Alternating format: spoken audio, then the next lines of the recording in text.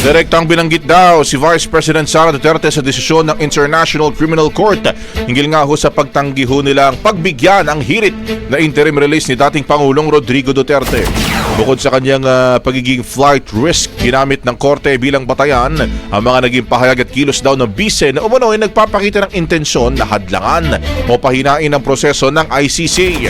Kung maalala, nabanggit nga ho ng dating Pangulo sa kanya na nais itong bumalik sa Davao City sakaling payagan ng kanyang interim release, bagay na taliwas sa pahayag ng kampo na mananatili ito sa bansang tatanggap sa kanya o magpapalaya sa kanya.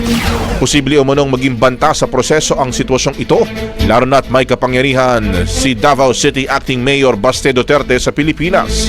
Ipinakikita rin daw ni VP Sara ang pagtutol sa legitimacy ng ICC proceedings sa pamamagitan ng mga pahayag na nagsasabing may sabwatan daw ang pagitan ng korte at ng pamahalaan ng Pilipinas. Ayon nga po sa tribunal, may posibilidad na magamit ni Duterte ang kanyang impluensya at network sa Pilipinas para raw makaiwas sa pananagutan.